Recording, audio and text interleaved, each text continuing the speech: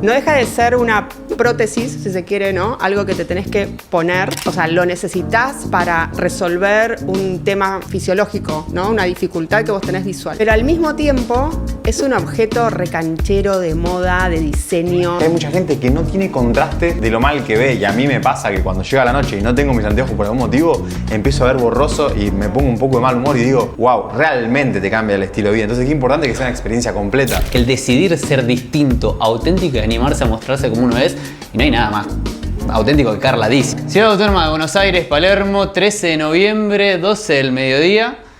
Estamos acá con una invitada muy especial, primera invitada mujer del podcast.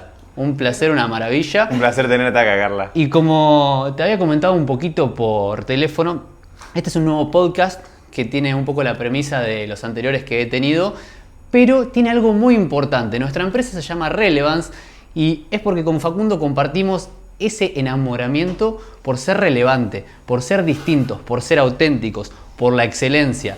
Y cuando empezamos a renovar la lista de invitados para ver quién más iba a venir, dijimos, che, hace falta mujeres también, tenemos que conocer gente. Y me acordé inmediatamente de vos y dije, no, tengo que hablar con Carlita, ojalá que me diga que sí. Me viene nombrando la marca hace meses. ¿Ah, sí? Carla. Desde que hicimos la lista de invitados para el podcast, como marca, como todo. No solamente nombrar la marca, sino que ya tengo el ojo reentrenado y a veces estoy en el gimnasio y le digo a una chica, esos son Carla. Sí, me dice, ay, que... es como que la gente se pone re contenta. Buena técnica de levante, ¿viste? Y bueno, es como que está buenísimo porque se notan cuando los ves, ya es como que la marca tiene buen branding, se nota. Así que bienvenida Carlita, acá al podcast de Relevance Experience, vamos simplemente a charlar. Y también a mí me gusta, Facu hizo un poquito más de research, es más de manual él, a mí me gusta llegar acá con la información que tengo y conocernos un poco más. Para el que escucha, a Carla la conocí a través de un amigo que tenemos en común, Matías Gorganchan, que gran amigo mío, mentor, divino, saludos para Matías. Y Carla, enamorado de lo que has hecho con la marca en general, entusiasmado por conocerte, para el que te está escuchando, Carla Disi, 20 años con marca de anteojos, generando branding, me llama mucho la atención y me gustaría empezar por, te veo muy auténtica, muy genuina, con muy linda energía. Sí. Entiendo que has elegido un camino un poco distinto al convencional. ¿Cuáles son esas cositas que vos decís? La verdad que me siento orgullosa de a lo largo de estos años haber podido pasarle la impronta mía, esta a la marca. ¿Qué es lo que decís vos? Uy, algo que le puede meter a la marca es esto. Okay. Bueno, primero, bienvenidos. Muchas gracias por esa introducción. Y un honor para mí ser la primera mujer en este podcast, así que bueno, espero estar a la altura de las circunstancias. Espero ser la primera de muchas también. Sí. Y bueno, con respecto a lo que preguntabas acerca de qué es lo que por ahí hoy yo, haciendo retrospectiva, mirando para atrás, digo, uy, qué bueno. Bueno, creo que un poco eso que comentaste, esto de que ves a una chica y decís, esos son unos Carla. Eso es algo que la verdad a mí me pone muy contenta. No deja de sorprenderme porque me pasó este fin de semana de estar en Rosario con unos amigos y bueno, y entrar al Cairo y ver a una señora que tenía unos Carla. Así que bueno, la verdad que esas cosas son muy lindas. Y después, también, yo no soy diseñadora industrial, esto me parece importante contarlo, vamos a hablar seguramente de un montón de cosas, pero bueno, vamos por ahí salpicando.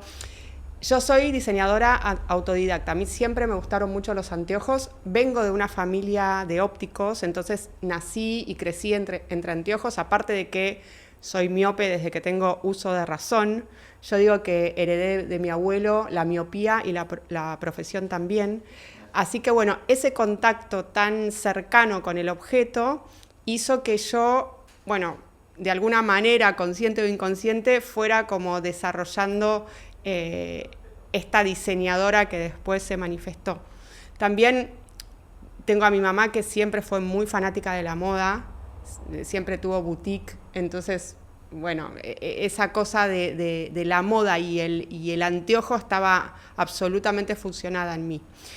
Y cuando me empecé a diseñar, hay algo que es increíble, que es materializar algo que vos tenés en la cabeza. Eso es una sensación que es muy difícil de describir. Es como imaginarte algo y después que se haga físicamente. O sea, eso es, de todas las cosas que hago, eso es algo que es al día de hoy que me sigue emocionando realmente. Y creo que nos pasa a todos los que diseñamos objetos o lo que sea, pero lo que tiene que ver con los objetos, lo objetual, es increíble porque vos lo podés tocar, o sea, podés sentirlo, podés probártelo y esa sensación es increíble. Sí, de hecho, en cuanto al diseño, me siento muy identificado porque a nosotros nos pasa también desde una perspectiva más de el diseño de soluciones, el diseño de empresas. Me pasa mucho como no es un objeto como tal una empresa, nos pasa mucho con a nivel cultura empresarial. El diseñar, por ejemplo, cultura empresarial y ver que en algún momento pensamos algo, en una charla, en un balcón, de decir, che, me imagino que podemos hacer esto y después que suceda, esa sensación que te comprendo perfectamente de decir, estamos logrando esto, ¿no? Te pasa algo similar, ¿no? Sí, es espectacular eso. Sí, y también poder ser parte de todo el proceso. Yo cuando empecé, un poco también volviendo a la pregunta que hacías, yo cuando empecé, una de las decisiones que tomé, que también hoy me hacen sentir muy bien, es hacer anteojos en Argentina. O sea, una de mis metas era hacer acá, en casa, Claro. los mejores anteojos que podamos hacer. Eso es interesante porque nosotros, viste que yo te decía, medio fue un poco ambigua la pregunta, quería ver para dónde lo llevas vos. Algo que notamos es que lo hablaba con Mati, con Gorganchan. Él me decía no, porque dice, Mauro, ¿qué lentes usás vos en la cámara? Yo tengo Sony, ¿viste? Y le digo, ¿y Zeiss? Bueno, dice, ¿y en los anteojos que usás, qué lentes usás? No uso anteojos, no uso lentes para ver, le digo, uso lentes de sol, capaz unos Ray-Ban, algo de eso. Y dice, la gente no suele, dice, prioriza para lo multimedia el mejor lente, pero para su vista, que es lo más importante que tiene, no. Y es como que ahí empecé a entender que vos buscás la excelencia desde el producto, desde la calidad del lente, como hablábamos recién, de la calidad del estudio que una persona se pueda llegar a hacer, y también del producto. Para el que lo esté escuchando quizás en Spotify o sin mirar el video, que la mayoría también quizás lo escucha, aproveche a ver el video, que justo estamos acá en el local de Carla, está lleno de anteojos espectaculares. Después voy a grabar algunos de los anteojos para que los puedan apreciar, para que lo puedan ver. También le vamos a dejar en las redes sociales el e-commerce y todo, como para que vean la calidad, porque el nivel de detalle que tienen y lo auténticos que son, tienen toda esa impronta y cosas que puedo notar. Nosotros hablamos mucho de valores, de principios, nos gusta eso, ¿viste? Somos medio old school, y algo que noto es la excelencia, después el ser auténtico, que en una de mis empresas para mí es re importante, el ser auténtico, el animarse, el decidir ser distinto, auténtico, y animarse a mostrarse como uno es, y no hay nada más auténtico que Carla Dizzi en ese aspecto. Sobre autenticidad hay algo que quiero remarcar y vamos a entrar con eso. Leí que una vez dijiste que los anteojos son una extensión de tu personalidad y yo ni bien llegué acá, lo noté en vos y en la otra chica que no recuerdo el nombre, ¿cómo se llamaba? Y en Cari, que dije, wow, o sea, qué buenos anteojos y cómo refleja eso la energía que me transmitieron. Quiero profundizar un poco más en la extensión de la personalidad, porque yo, que uso también anteojos hace un montón de tiempo, cuando he usado anteojos con los que no me sentí identificado, te cambia cómo te sentís con vos mismo también. Sí, tal cual. Bueno, se abrieron un montón de ventanas, pero me encanta. Si nos gusta abrir tres, ¿viste? Abrir hilos. Me encanta porque yo también soy tipo multi ventanas. Sí. Bueno, también quiero contar que yo soy óptica de profesión. La óptica es una profesión que se estudia en la universidad, o sea, puede ser una licenciatura o una tecnicatura, pero todos los establecimientos ópticos como este necesitan de un óptico técnico responsable para poder trabajar. O sea, ¿qué quiero decir con esto simplemente? Y ahora retomo lo que me preguntaste. Lo que quiere decir es que las ópticas no es como un local de accesorios, de aros, de carteras. No. En la óptica vos tenés a un profesional atrás. Entonces eso es muy importante que el público lo sepa. Así que, bueno, quería hacer esa aclaración. Y con respecto a lo que decías de la identidad, Bueno, esa es otra de las cosas que también me pone muy contenta. O sea, a ver, yo soy muy fanática, ustedes contaron de su fanatismo, yo soy muy fanática de este objeto. O sea, de verdad me parece que es increíble porque no deja de ser una prótesis, si se quiere, ¿no? Algo que te tenés que poner, porque sin eso, o sea, lo necesitas para resolver un tema fisiológico, ¿no? Una dificultad que vos tenés visual. Pero al mismo tiempo es un objeto recanchero de moda, de diseño, que te da, te aporta un montón de características, de valores. De hecho, en la antigüedad, cuando el analfabetismo era lo más común, solamente quienes accedían o quienes tenían, o sea, que estaban en una clase social muy alta o que tenían determinados privilegios, eran los que accedían a leer, y esas personas que accedían a leer eran los que usaban anteojos. Entonces, las personas que por ahí no sabían leer, para aparentar que sí sabían, se ponían anteojos. Claro, eran los snob de la era. Claro, eran los geeks de la... O sea, esa cosa de ponerte un anteojo para parecer más serio. Me imaginé el monóculo ahí, viste, del Monopoly. Pero eso viene de ahí. Entonces, ¿cuántas cosas nos trae el anteojo? No sé, se me vienen un montón de actrices y actores de Hollywood a la cabeza que por ahí se usan anteojos enormes de sol, ¿no? Por ahí para ocultarse o para pasar desapercibidos, pero que al final es lo más canchero del mundo. Sí, o sea, sí. vos lo único que querés es tener esos anteojos. Sí. Como está Bizarrap, que ya lo hizo parte de su marca, que está atrás de los anteojos y la mayoría no le conocen los ojos y es parte de él y de su branding. Tal cual. Y de hecho las marcas de súper lujo, como te estoy hablando, no sé, Prada. Chanel, Prada, Gucci, Vuitton, lo que tienen dentro de su oferta, o sea, vos por ahí, no sé, no te podés, o sea, yo por ahí no sé si me puedo comprar un traje de Chanel entero, o sea, por ahí no te es el presupuesto, pero unos anteojos es como que ahorrando un poco sí llegás. Entonces, es el objeto más accesible, el que está más cerca de la gente en las marcas de lujo. Entonces, es un objeto increíble el anteojo. Aparte, cómo cambió en los últimos años, que antes era como el niño culos de botella y era un horror, usabas anteojos y te sentías feo.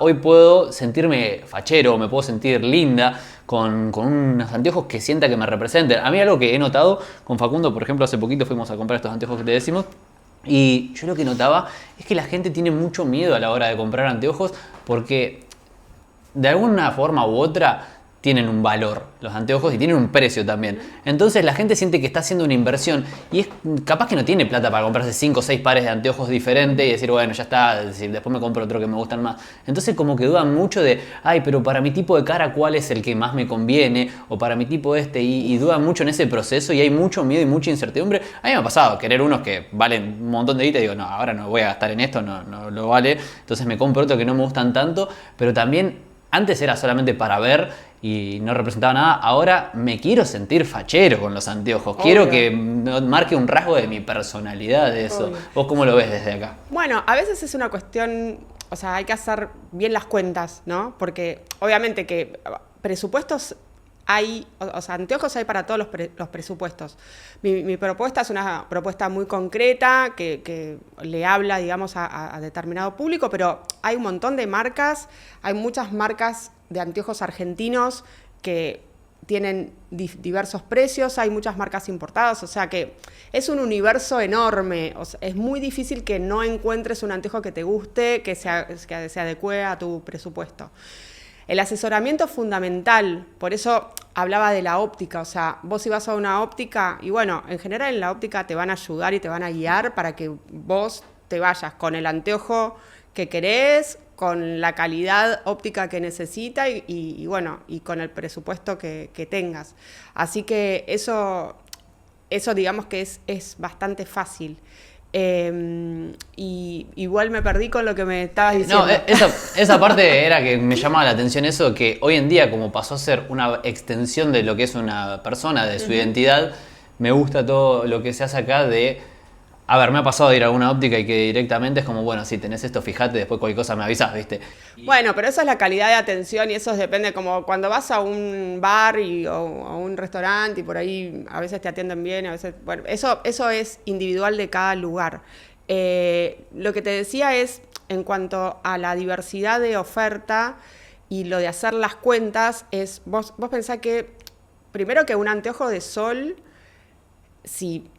La idea es que si vos tenés, ponerle un anteojo de sol o dos, si invertís en un anteojo de buena calidad, te va a durar muchísimos años. O sea, yo, por ejemplo, una de las cosas que hago es usar materiales de primerísima calidad y los anteojos te duran años. O sea, de hecho tengo clientas que vienen y me dicen, estos anteojos tienen 10 años, 15 años. O sea, obviamente que depende del cuidado de cada uno, ¿no? Si vos sos medio descuidado en general y bueno, los anteojos no te van a durar, pero... No sé, a mí los anteojos me duran eternamente. Claro. Pero, así que bueno, eso por un lado. Y por el otro, si necesitas anteojos para ver, en general la corrección te dura más o menos 2 años, ¿no? O sea, es el tiempo de recambio de los anteojos. Y si haces las cuentas con respecto a otras cosas en las que uno invierte, y si tomamos conciencia de lo importante que son los anteojos para ver bien, porque pensemos que estamos hablando de nuevo, ¿no? De las personas que necesitan un anteojo para corregir una dificultad visual. Esa persona le cambia la vida ver bien o ver mal. Entonces, ¿sabés que sí? Mi mamá hace poco venía sin hacerse los anteojos y yo le decía, anda a algún lugar, y ella vive en Quilmes, entonces como que se mueve mucho por ahí y no había un lugar donde le hicieran todo lo que tenía que hacerle para poder tener los anteojos. Yo le dije, yo pago lo que haga falta, andá y hacételo. Entonces terminó yendo a un lugar y dice, no me daba cuenta lo que no veía. Dice, es como que tengo ojos de nuevo. Estaba ciega y no se daba cuenta. Dice, le veo la cara a la gente que está en la vereda de enfrente. Y es, o sea... Te cambia la calidad de vida, definitivamente. Sí, a mí me pasa lo mismo. Bueno, si bienvenida a tu mamá primero, tráemela cuando quieras. Pero sí. Le querían reír enojarla. Sí. Tu mamá es risa onda. Sí. Seguro que sí, seguro. Con respecto a eso, sí. No hay conciencia de lo importante que es la visión, de lo importante que es ver bien. Y también pasa otra cosa, que las personas que no usan anteojos y que ven más o menos, no se dan cuenta que están viendo mal. Y los tengo y no los uso, porque no... Pero te das cuenta recién cuando vas al oftalmólogo o al optómetra, que te pone los probines y que te dice, bueno, a ver, ahora ves bien o cómo ves mejor, así o así. Y ahí te das cuenta que veías mal, pero si no, no te das cuenta. Hay algo que es un dato que es muy importante para mí difundir. De los 5 sentidos que nosotros tenemos, el de la visión es el dominante. O sea, y esto... El dominante. Es el dominante. ¿Y por qué sabemos esto? Porque el cerebro usa el 30% de su capacidad, estamos hablando de un porcentaje grande, para decodificar las imágenes y la información que nos entran por los ojos.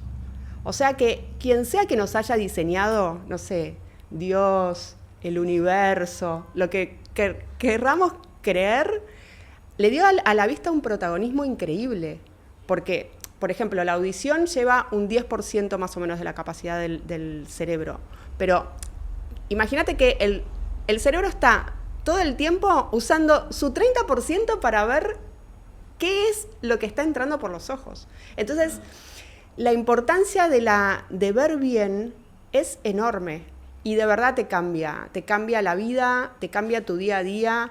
Yo siempre digo que los mejores anteojos, y es hacia donde nosotros apuntamos, y de hecho no le soltamos la mano a la gente hasta que ve bien, pero los mejores anteojos son los que te olvidás que tenés puestos. Eso quiere decir que el armazón es absolutamente cómodo, que no te lo tenés que estar ni poniendo ni sacando, claro. Es liviano. Después, los cristales son los adecuados para tu estilo de vida. ¿Por qué? Porque volviendo a lo que mencionabas de Zeiss y de la tecnología con la que contamos hoy existen lentes oftálmicas que te devuelven la visión natural.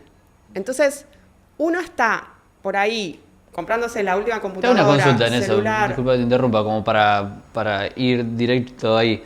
¿Qué diferencia hay, para mí que no entiendo nada, entre un Zeiss y un lente promedio en virtud de la calidad? Porque a veces uno escucha la marca y piensa que peca más de esnovista y que decir, ay, por la marca. ¿Qué diferencia hay a nivel técnico, sin ponernos tan técnico, en un buen lente de buena calidad y uno promedio? Mira, la gran diferencia tiene que ver con la tecnología aplicada en el desarrollo y en la confección de las lentes. La nitidez que tiene Zeiss no la vas a encontrar en ningún otro producto. ¿Qué sería Zeiss? Yo sé menos una de marca, los juntos. la Zeiss ZEISS. Es una marca de lentes, o sea, usan mucho en telescopios, en cámaras fotográficas, por ejemplo, las cámaras Sony tienen lentes Zeiss. Pero el mejor paralelismo es, ¿viste las cámaras de fotos de los celulares? Sí. Bueno, ¿viste que hay celulares que tienen unas cámaras de fotos increíbles, que sacan unas fotos increíbles, y hay otros que no? Bueno, es lo mismo. En lentes oftálmicas es exactamente lo mismo. El nivel de nitidez con el que puedes llegar a ver detalle. El nivel de detalle, la estética, para mí que soy... Porque yo lo que quiero es que las personas que usan unos Carla tengan la experiencia completa, o sea, no solamente que tengan unos anteojos lindos, sino que las lentes que se colocaron en ese armazón sean las adecuadas y sean estéticamente compatibles con mi mensaje. Hablando también de la experiencia y de que sean completas, yo justo me acordé hace un ratito que estabas hablando sobre un ejemplo que me dio uno de mis primeros profesores de marketing, uno de la facultad, que algo que me decía es muy interesante y nos quería explicar cómo esto de generar conciencia de que tu marca existe, ¿no? Dice, ¿cuál es la mejor estrategia para que una marca de anteojos capte clientes? Dice, si vos estás en un shopping donde hay tráfico de gente y hay mucha gente que no sabe que no ve bien, pasa por tu local. Cuando pasan, puede haber una persona que los pare y les diga, che, ¿sabías que puedes estar viendo mal sin darte cuenta? No, a ver, y cuando te enseñan y te hacen ver ese contraste y te educan, y vos de repente decís, tomé conciencia con esta marca, con Carla Disi, de que yo no veo bien, ahora le quiero comprar a ella porque ella fue la que me hizo consciente de mi problema. Él nos quería explicar como muchos más conceptos a raíz de eso, pero me acordé justo que estamos acá y digo, qué importante esto que decís, que hay mucha gente que no tiene contraste de lo mal que ve, y a mí me pasa que cuando llega la noche y no tengo mis anteojos por algún motivo, empiezo a ver borroso y me pongo un poco de mal humor y digo, wow, realmente te cambia el estilo de vida. Entonces, qué importante que sea una experiencia completa. Sí, acá y también a nivel marca. Hacemos mucha educación así de trabajo de hormiga, de las personas que vienen acá. Muchas veces pasa que por ahí no compran esa primera vez, pero por ahí estamos 40 minutos entre que se prueban anteojos, entre que hablamos de cuál es su estilo de vida, qué es lo que hace en su día a día, les recomendamos las lentes, después por ahí se van, chequean con otros lugares, lo cual es totalmente habitual, y al final terminan volviendo porque nosotros en cuanto a la oferta de lentes oftálmicas, los valores son todos similares, porque cuando estamos hablando de determinadas marcas de lentes están todas iguales. Nosotros tenemos también diferentes ofertas, así que nuestro gran diferencial es el servicio, ¿no? Claro. Damos un muy buen servicio, damos garantía también en esta cosa que les decía, que no te soltamos la mano hasta que veas bien. Y te quería decir una cosa de lo que decías de que a veces no te das cuenta de lo mal que ves. Nosotros empezamos a invitar a la gente, que están todos invitados, a acercarse a nuestro local con sus anteojos de sol. ¿Querés decir la dirección acá, así no la tienen que buscar, tipo decirla en voz alta? La dirección es Gurruchaga 1677, estamos acá en Palermo Viejo, a mí me gusta decir Palermo Viejo. 1677, bien. Sí, entre Honduras y El Salvador. Podés traer tus anteojos de sol y nosotros tenemos un equipito en donde podemos medir si tus anteojos de sol tienen o no protección UV, ¿sí? Y también podemos medir si tus anteojos de vista tienen o no protección después lo UV. jugamos con los míos, lo hacemos y lo grabamos. Dale. Para que lo vean. Porque también es importante, primero, saber por qué es importante que los anteojos de sol y de vista tengan protección UV. Nosotros, voy a sintetizar muchísimo, pero adentro del ojo hay como una especie de alfombra, cortina o una capa que se llama la retina, que es a donde se forman las imágenes. Esa retina está expuesta porque está expuesta a la luz del sol, que te entra a través de la pupila. Como el sensor de la cámara, básicamente. Exacto. Entonces, si esa retina recibe mucha radiación ultravioleta, a lo largo de la vida, después pueden venir un montón de problemas después, que pueden derivar en enfermedades como las cataratas o otro tipo de enfermedades. Entonces, es tal cual como con la piel. O sea, nosotros usamos protector solar que te El ejemplo que se me protege la ocurre, piel. como para que lo entienda la tía Marta, sería cuando vas a un local que tiene productos como ropa en la vidriera y de tanto que le da el sol se va arrugando, se va poniendo vieja, te va deteriorando. Descolorando, se le va saliendo el color. Se le va saliendo el color, debe hacer un efecto similar a otra escala con el ojo. Tal cual. Y en los anteojos de sol hay algo que la gente tampoco sabe y que es muy, muy interesante de contar, que es lo siguiente, que el anteojo de sol, o sea, que el vidrio tenga color, no significa que te está protegiendo del sol. O sea, vos podés tener un vidrio con color, ¿sí? O sea, puede ser un vidrio así, pero obviamente tiene protección UV, pero no sé, estamos hablando de cristales o sea, anteojos que por ahí comprás en lugares que no son una óptica. Claro. ¿El muchacho ese viene acá al local? ¿Lo querés atender? Sí, atendelo. ¿Se puede? Sí, no pasa nada. Frenamos 2 segundos y atendelo, sí. Perdón. No pasa nada, estamos acostumbrados a los podcasts nosotros. Bueno, después que hago Ahora seguimos. Perdón. Tranqui. Dejamos todo grabando, así no hay que cortar. Sí, che, qué interesante. Sí, yo ahora quiero profundizar, ya quiero ir al punto de, cómo es ser mujer y emprender en Argentina. Yo también, Sí, porque Es está como- todo lindo con lo actual, pero como nuestra audiencia es principalmente emprendedores, empresarios, Sí, todo sí. el mundo corpo, el mundo pyme, es como, che, bueno, ¿y cómo arranco esto? ¿Con la propuesta mínima de un MVP, con Claro. una idea?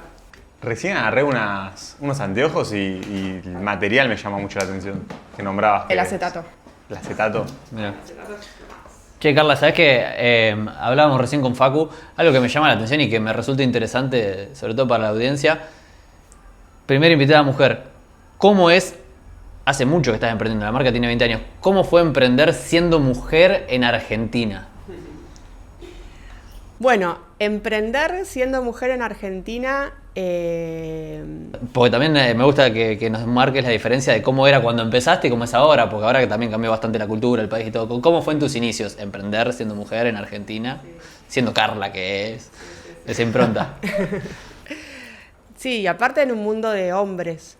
La óptica siempre fue un mundo muy masculino, que me encanta, porque la verdad que, o sea, a mí la energía masculina o sea, me aporta un montón, aprendo muchísimo y de hecho, bueno, trabajo o sea, en lo que es la fábrica, proveedores y demás, es prácticamente, son todos hombres. Yo siempre tuve como una personalidad bastante fuerte, así que no fue mucho un tema el hecho de ser mujer.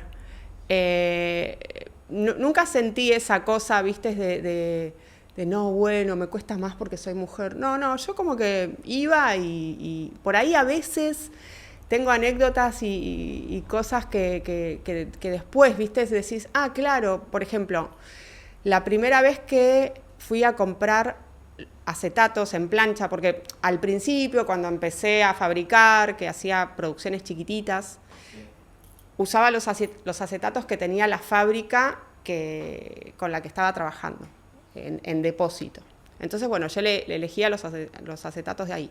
Después, a medida que fui creciendo, bueno, acá hay varios proveedores de acetato, pero hay uno que es histórico. El dueño ahora tiene 90 y pico de años, Alfredo, le mandamos un beso. Y bueno, él medio que primero no me quería atender porque yo compraba muy poquito. Y él, viste, como que tenía que comprar un mínimo, porque si no, ni te abro la puerta, ¿entendés? Bueno, logré finalmente que me abriera la puerta y cuando voy al depósito, que es una casona, nada, es una casona que tiene un montón de estantes de hace miles de años con kilos y kilos de acetatos. Los acetatos vienen en planchas, ¿sí? Son unas tiras como de 1,20 m, 1,40 m por 20 centímetros más o menos. Pero imagínense una casona vieja, techos muy altos, estantes de piso a techo, que para subir te tenés que subir a una escalera. Sí. Y bueno, yo ahí fascinada porque era como Disney para Claro, mí. sí. Claro. Y yo quería ir allá arriba, obvio, no quería tipo verlo. Entonces le digo, bueno, dame una escalera, ¿entendés? Entonces me subo a la escalera y en un momento Alfredo me dice, ¿sabes que sos la primera mujer que entra acá? No. Así que bueno, anécdotas como esas, ahí es a donde caigo en esta cosa de que soy mujer, pero nunca tuve tan presente, o sea, no fue tan consciente. Claro. Sí tengo un momento en donde, antes de decidir hacer la marca de anteojos, yo dije, en Argentina no hay nadie que haga diseño de anteojos como yo quisiera, no hay nadie que los firme y soy mujer. Entonces ahí sí vi como... Lo viste como un diferencial positivo. Lo vi como un gran diferencial y por eso decidí poner mi firma, que es literal mi firma, ¿no? O sea, es mi firma manuscrita. De ahí surgió que fue la idea, ¿no? Que es lo que te quería preguntar, pero después llevarlo a la práctica. ¿Cómo fue? ¿Te sentaste, agarraste hoja, papel, te pusiste a dibujar, a pensar si el nombre, que si el diseño, que cómo salgo? Porque hoy hay mucha cultura, obviamente, del emprendedor, de decir, bueno, primero tengo que hacer la propuesta de valor. Después voy a lanzar un producto mínimo viable. Sí, después voy a ver con quién me asocio, si levanto capital. Hoy hay muchísima información y en ese momento no había tanta información. Sí, agarrás el método Lean Startup de Eric Ries y ya está. Claro, tenés GPT de repente, tenés de todo. Quiero saber en la práctica, el primer año, ¿qué estabas haciendo? Porque ahora, se hace haciendo, no se hace pensando nada más. Ahora tenemos demasiada información, me parece que estamos sobrecargados de información. Creo que en esa época estamos hablando del principio de los 2000. ¿No había estado la crisis también ahí en los 2000, el lío de Argentina? Claro, sí. Después del 2001. Bueno, claro. Yo abro el local en el 2002. Después de la convertibilidad. Soy hija de la crisis. Como muchas propuestas de diseño, ¿no? que nacieron a partir de ese momento. A ver, había mucho, o por lo menos yo te voy a contar lo que me pasó a mí. No había tanta tecnología, obviamente, como lo que hay hoy, olvídate, era todo mucho más como intuitivo, lo cual yo soy muy pro intuición, porque la verdad que la intuición te lleva a un montón de lugares. Y después, escuchando también a otros emprendedores, porque a mí me encanta también escuchar podcasts como los de ustedes, en donde aprendes un montón de experiencias de otras personas, pero todos creo que tenemos algo en común, que es esa cosa como que hay, no sé, como que el universo conspira a favor. O sea, como Viene el alquimista, sí, full Coelho. Porque te juro que hay cosas que decís, no puede ser, ¿entendés? O sea, cuando revisás para atrás decís, no, bueno, esto tenía que pasar. ¿Cómo empecé? Bueno, yo era conocida de el dueño de una marca de ropa con muchas sucursales y una marca que era muy relevante en ese momento, se llamaba Onasaes. Ahora creo que siguen la línea deportiva. Sí, sigue estando. Está muy buena, hacen cosas increíbles porque ellos la verdad que son capos en lo que es calidad, desarrollo, muy genial. Bueno, cuestión es que el dueño me llama y me dice, mira, a mí me gustaría, yo tengo la marca licenciada para que se vendan anteojos en ópticas, ¿no? Porque el mundo de las licencias, como en perfumes, como en muchos otros relojes, bueno, anteojos también es un universo donde hay mucha licencia, ¿sí? Entonces, bueno, él tenía como un acuerdo de licencia para vender anteojos en ópticas. Pero me dijo, a mí me gustaría hacer una colección como una cápsula, pero para vender en mis locales de ropa, que no tiene nada que ver con el tema de la licencia.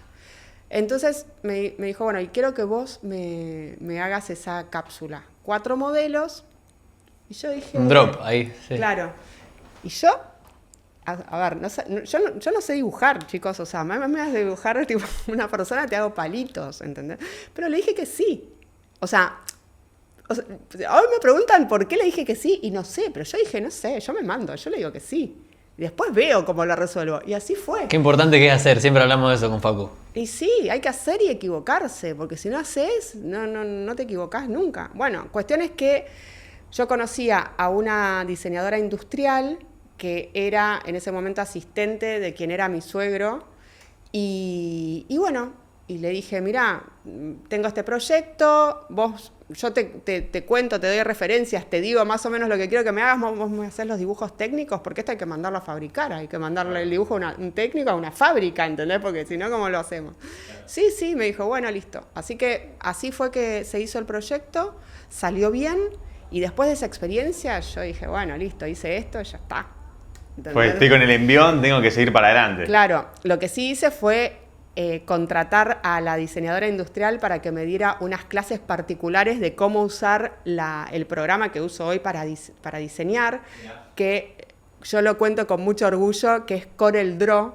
Mirá. Que yo sé que los fanáticos de Illustrator, ¿viste? Me miran y dicen, ay, ¿cómo no usas Illustrator? Bueno, pero el Corel Draw, para diseñar planos, como diseño yo, que son planos 1 en 1, tiene un sistema de cotas que es mucho mejor que el Illustrator. Entonces, por eso uso Corel. Así que me enseñó a usar Corel y yo hasta el día de hoy diseño con eso, dibujo con ese programa.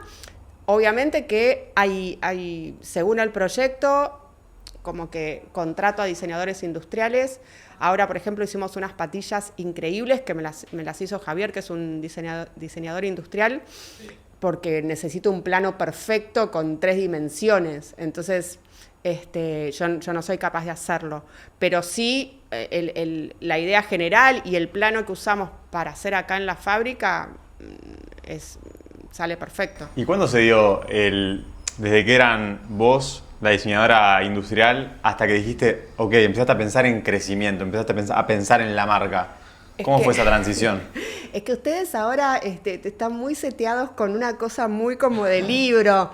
O sea, vos pensás una cosa más, no sé, como más intuitiva, más volada, más hippie si querés. Más fluida, más Claro, fluida. sí. Más fluida, Claro. no tanto, claro, no tanta. Claro, nosotros también somos mucho del ámbito startup, entonces Claro. como que uno piensa, yo soy más de la escuelita Gorganchan, ¿viste? Es producto mínimo viable, salir y tirar, escalabilidad, tecnología, millones de personas. Claro. Bueno, pero Gorganchan también tuvo su época en donde hacía.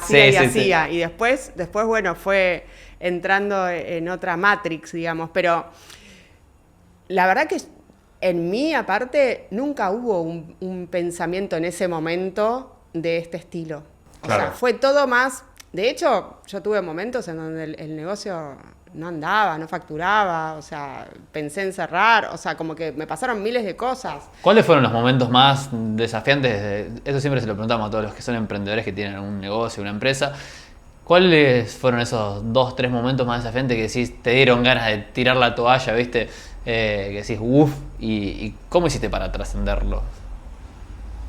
Bueno, creo que para trascender, los que somos emprendedores, depende del emprendimiento también, ¿no? Y en mi caso tiene mucho que ver con una decisión de vida. O sea, yo hago esto porque de verdad a mí me llena el espíritu, el alma. O sea, no solamente por hacer anteojos lindos, no me pasa por ahí. A mí lo que de verdad me gusta es cuando viene una persona y me dice, Carla, o sea, me cambió la vida lo que me contaste, o con estos anteojos me pararon para preguntarme tal cosa y la verdad que me los pongo y me siento bien. Eso es lo que a mí Es que uno atrae lo que es, y cuando sos más vos mismo, y por ejemplo ponerte algo que te identifique más, hace que atraigas eso. No es una casualidad de que alguien se para y te detenga porque vio algo en tus gafas de tu personalidad. Entonces siento que está muy conectado con la energía en general, ¿no? Con esa parte más espiritual, y que la marca es mucho eso también, porque es vos. Bueno, yo tengo como un costado muy espiritual, y en los objetos hay mucho de energía.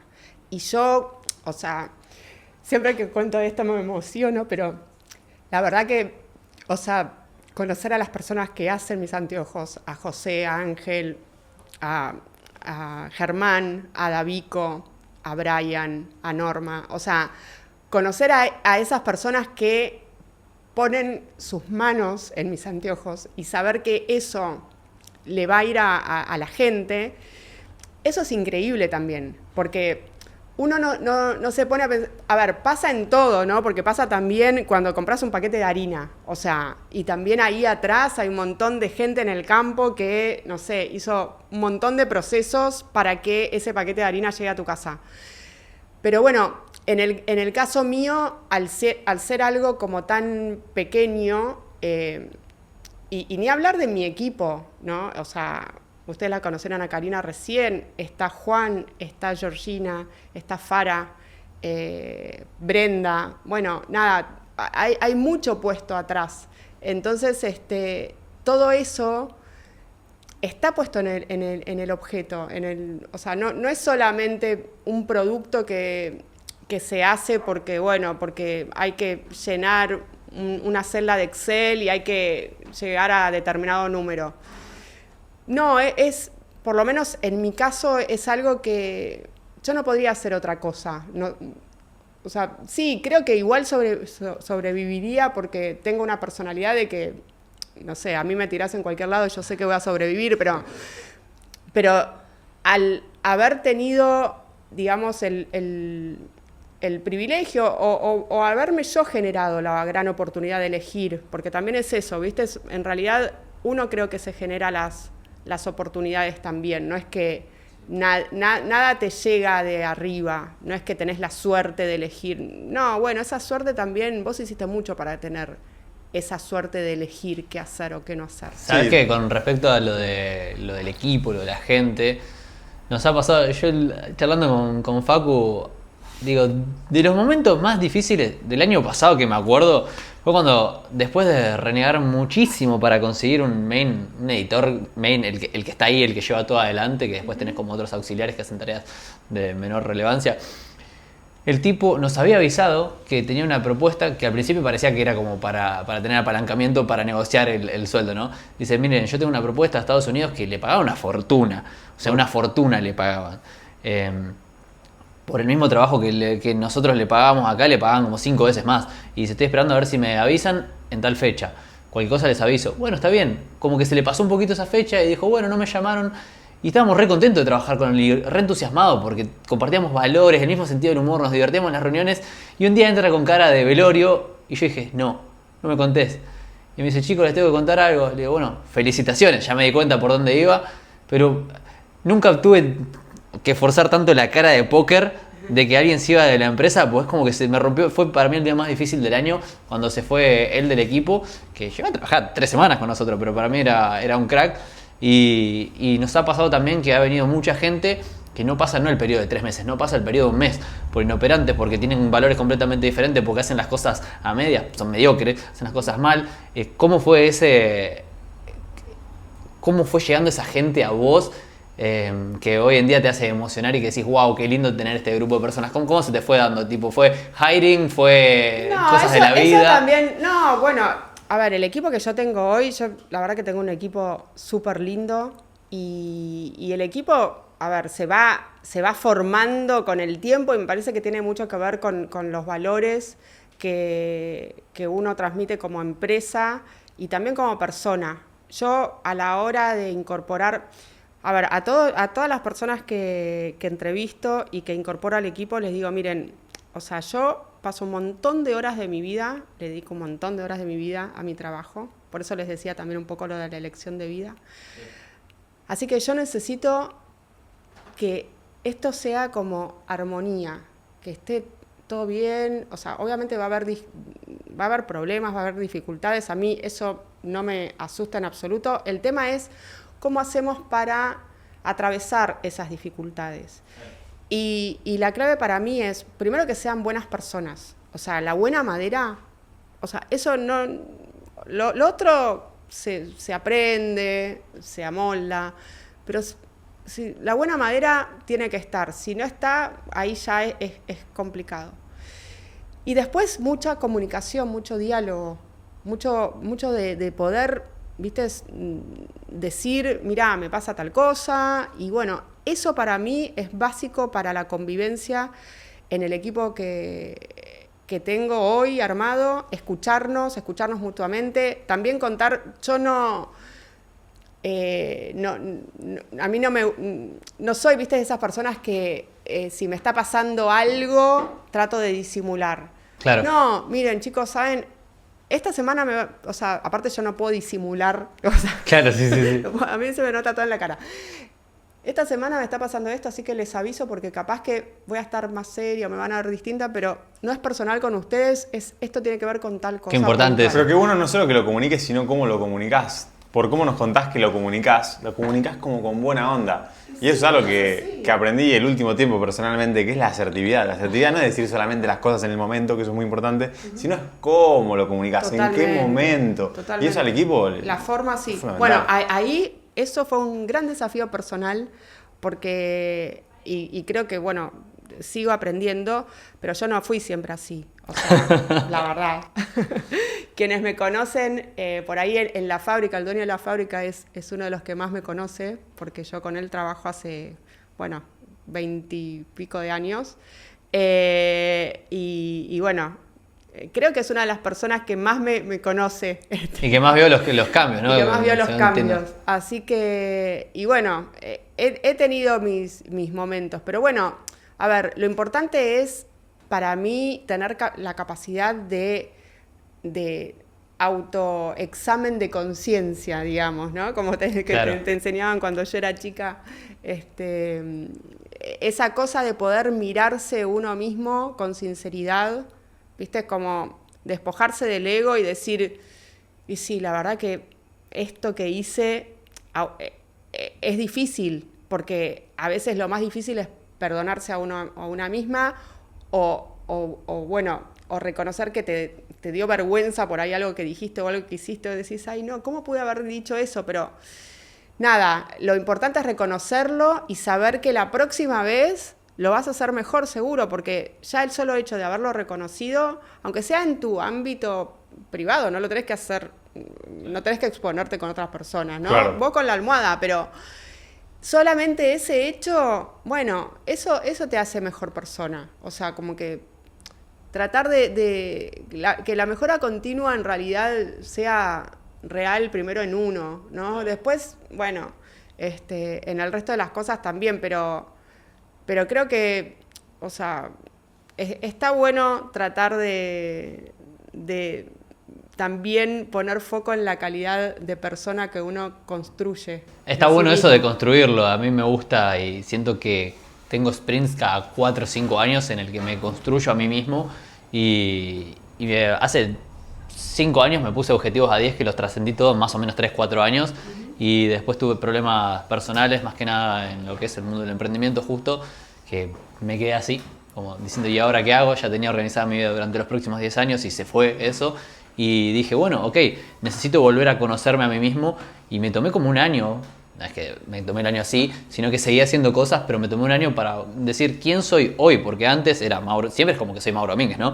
Pero bueno, ¿quién es Mauro Domínguez hoy? Pues yo me había querido diseñar y pasé de ser a los 19 años una persona que también era colérica o agresivo por un entorno en el que nací.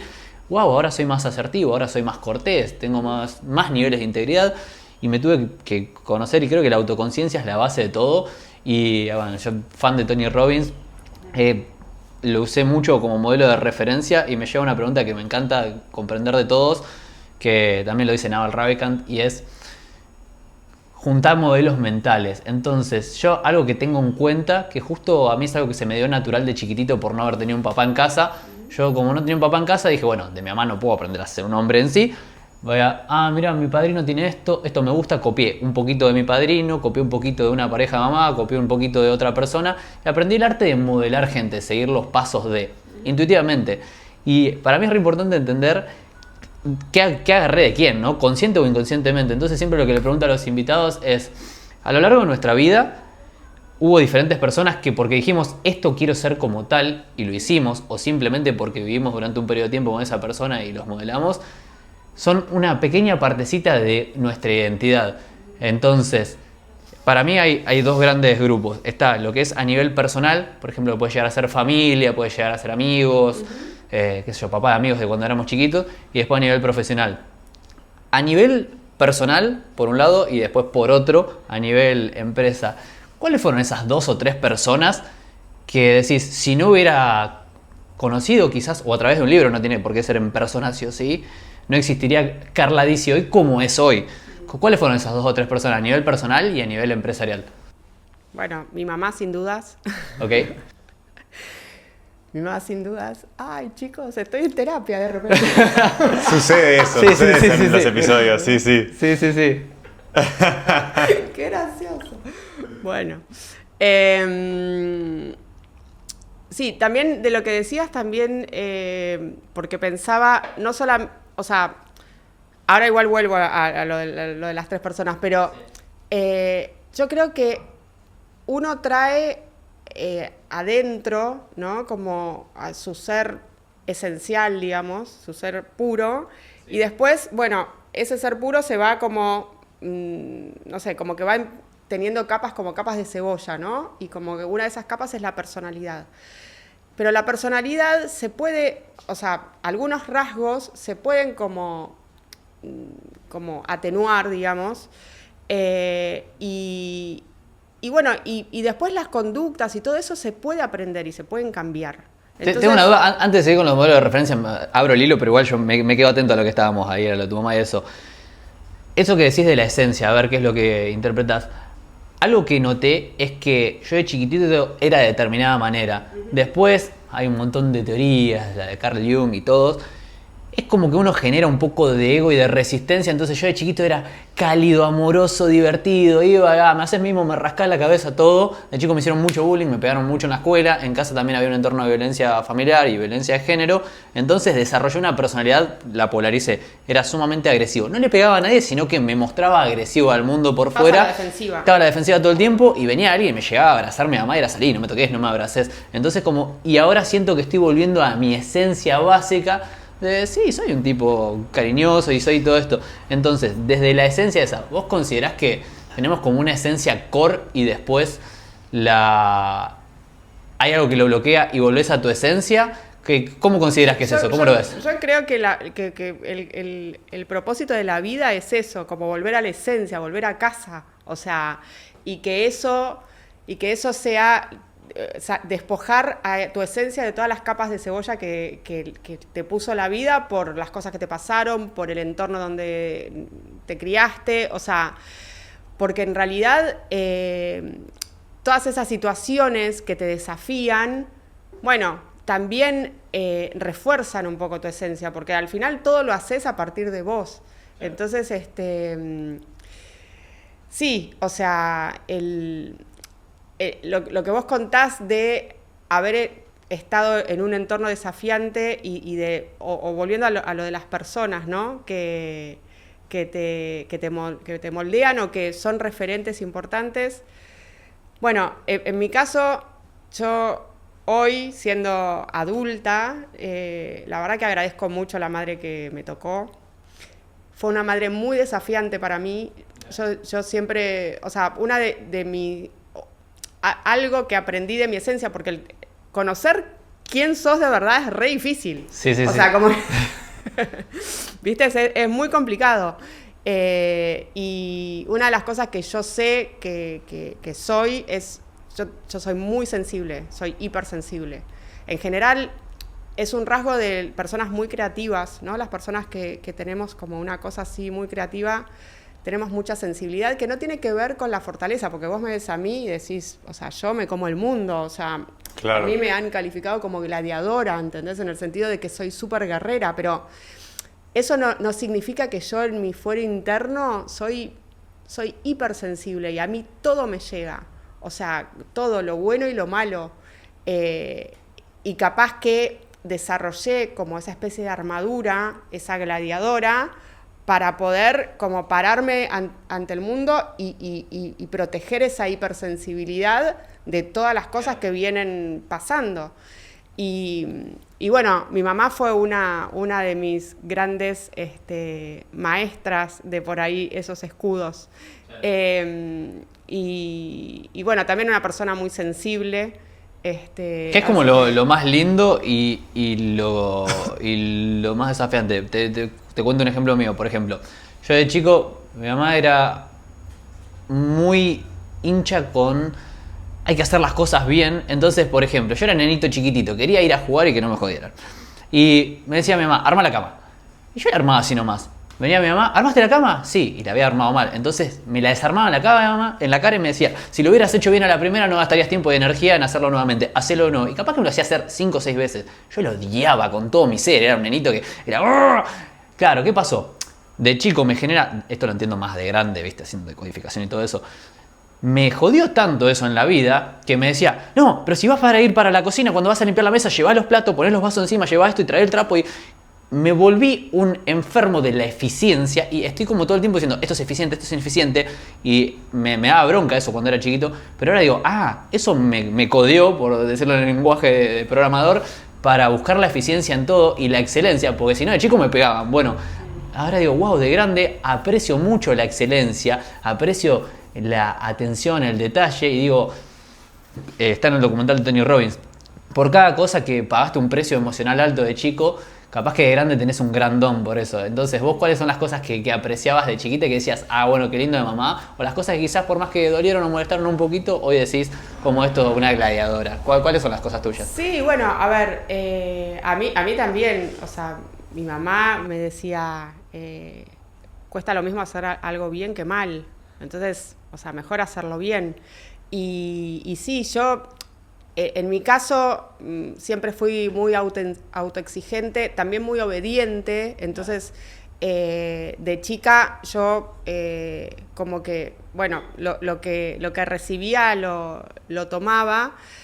Después, bueno, a medida que fui creciendo me fui revelando, pero... Eso te iba a preguntar, si no tuviste una etapa medio de irreverente, de decir, che, mira... Sí, en la adolescencia y después, bueno, cuando me fui de mi casa... Sí. Así que...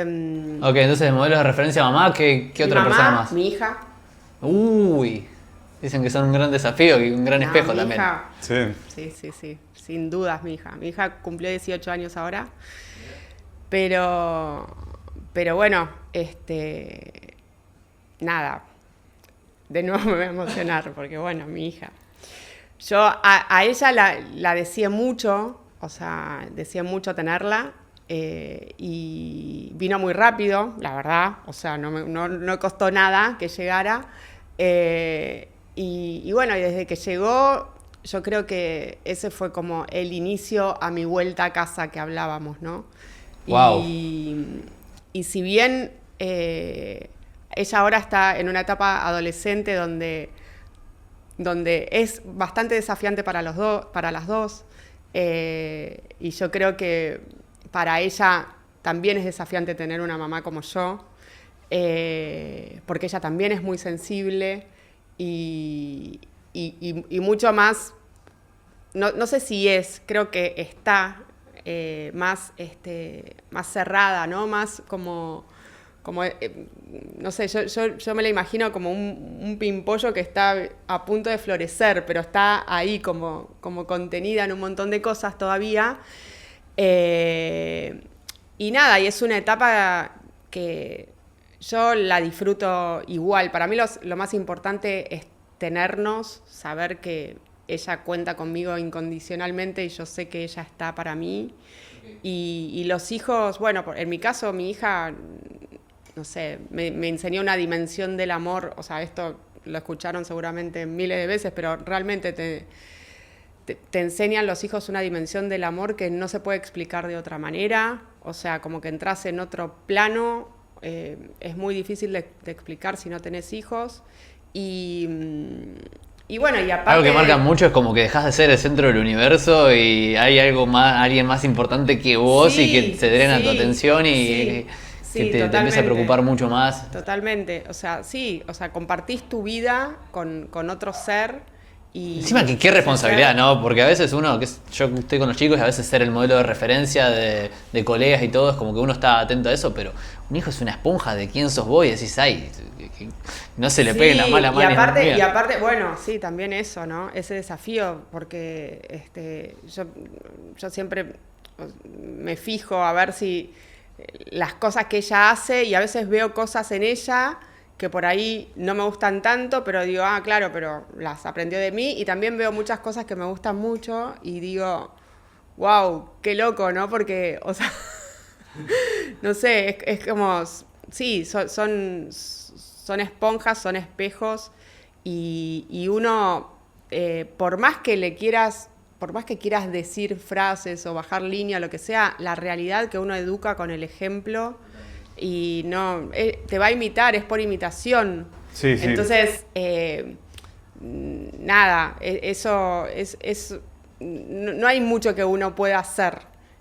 Totalmente. Sí, Che, Carlita. Lo que iba a decir ahí de la familia, antes de que vayas a la próxima pregunta, es que no solamente es una gran responsabilidad conscientemente, sino también inconscientemente, porque yo mucho de lo que viví también, digamos, con mi familia, hay muchas cosas que capaz ellos inconscientemente hacían para querer cuidarme, que en realidad no era lo mejor para mí en ese momento.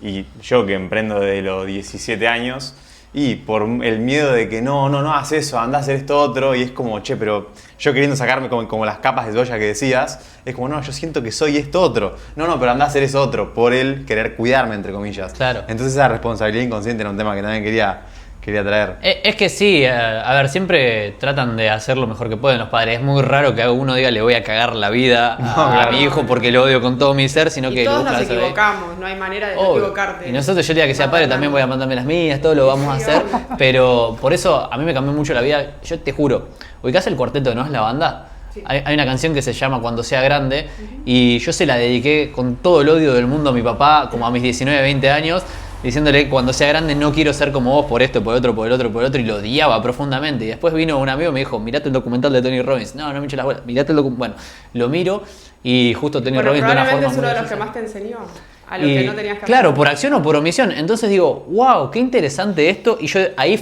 empecé a entender cuál es el beneficio que tuve por ese costo emocional que yo pagué, que yo decidí pagar. Y digo, claro, y ahí ese momento fue el que dije, como modelo de referencia, aprendí a agarrar modelos de referencia. Después entendí qué tipo de padre no quiero ser también por omisión, entonces no quiero ser como él. ¿Y cómo quiero? Capaz que a mi hijo después el día de mañana no le sirve que yo sea cálido y amoroso. Bueno, cada uno va a tener lo suyo. Pero ahí empecé a entender cuáles son las pequeñas cositas y dije, qué importante. Y lo que más me sirvió a mí para liberar mis emociones fue, no me hicieron algo, ahí lo entendí de verdad, no me hicieron algo, sino que ellos hicieron lo mejor que pudieron. La interpretación que yo le dé a lo que sucedió solamente depende de mí. Entonces ahí le cambié la interpretación y dejé de tener rencor con mi mamá porque quizás había sido muy autoritaria y capaz que de chico me había pegado un poco, o con mi papá que no había estado, y dije, wow, ¿y yo qué puedo hacer con eso? ¿Y cómo me sirve eso a mí? ¿Cómo me sirvió bien?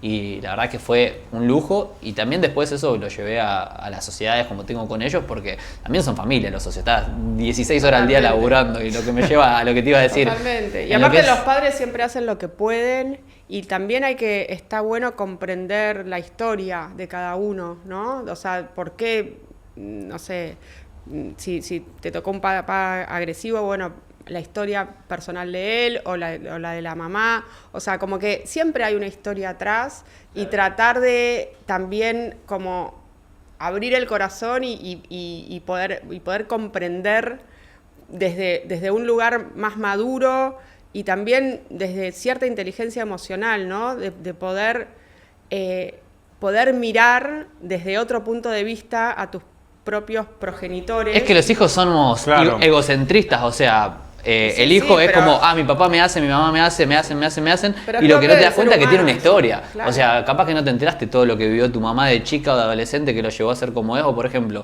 hay una frase de Helen Fisher que dice, comprender la naturaleza humana nos hace más compasivos. Y yo ahora que sé que tengo ADHD, que tengo TDAH, que es hereditario, y entiendo que mis viejos, mi papá y mi mamá, tienen TDAH no diagnosticado, bueno, mi viejo ya se murió, pero tuvieron TDAH no diagnosticado. Ahora entiendo que mi papá no tenía control de sus impulsos, era una cuestión neurológica que lo llevaba a actuar, a sobreestimularse y a ser reactivo y agresivo por lo que le pasaba en su cerebro. Entonces, no era un discapacitado, pero sí entender que, wow, él no tenía control de sus impulsos, y ahí es como que los vas entendiendo más.